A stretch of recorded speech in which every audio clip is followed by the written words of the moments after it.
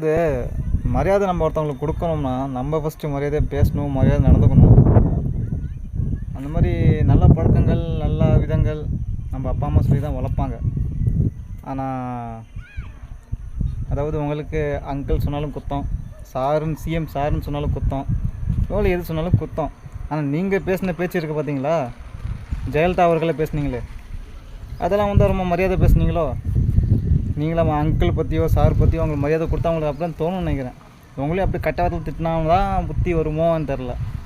Video பாருங்கள். முதலமைச்சருங்கிற மக்கள் அளித்த பொறுப்புக்கு கூட மரியாதை தராம தரந்தாழ்ந்து என்ன ஒருமையில பேசிட்டு வராரு. அதை பத்தி எல்லாம் நான் கவலைப்படல. இன்னும் பேசுங்க, இன்னும் இறங்கி பேசுங்க, நாங்க அதை பத்தி கவலையே படல.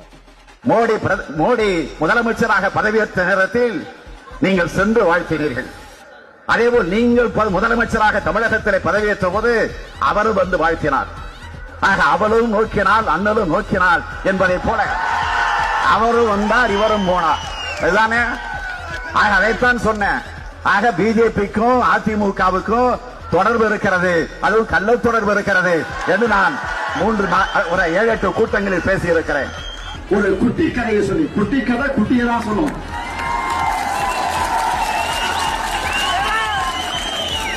எனவே அவர் குட்டி கதை சொல்வதில் ஆச்சரியப்பட வேண்டிய அவசியம் இல்லை. அது என்ன கதை தெரியுமா? கழுத கதை. கழுத புத்திக்கு தான் கழுத கதை தெரியும். வீடியோ பார்த்துருப்பீங்களா? சிஎம் அங்கிள் அப்படின்னு விஜய் சார் சொன்னார், சிஎம் சாருன்னு சொன்னார். அந்த அங்கிள் சாரு இதெல்லாம் வந்து கட்ட வார்த்தை, அப்படி தானே? ஆனால் ஸ்டாலின் அவர்கள் பேசினார்ல நம்ம சிஎம் சார், அதெல்லாம் வந்து ரொம்ப நல்ல வார்த்தை, ரொம்ப நல்ல வளர்ப்பு, அப்படி தானே? இப்போ இடையில ஒரு சரத்குமார் சொல்லிருந்தார், இந்த சிஎம் சாருன்னு சொல்கிறது விஜய் நிப்பாட்டிக்கணும் அப்படின்னு. ஏண்டா, அங்கிளுங்கிறது வந்து மரியாதையான விஷயம் தான்டா, சாருங்கிறது மரியாதை விஷயம் தானே. சாருன்னு சொல்லக்கூடாது, அங்கிள்னு சொல்லக்கூடாது, எப்படா சொல்லணும் உங்களை? ஒரு வாடாப்படான்னு பேசணுமா என்ன? மரியாதைக்குரிய வேர்ட்ஸ் என்னங்கிறது முதல்ல தெரிஞ்சுட்டு வாங்கடா. ஸ்கூல்லேயே நம்ம சாரு மேடம் தான் கூப்பிட்றோம், டீச்சர்ஸ்க்குள்ள மரியாதை கொடுத்து பேசுகிறோம்.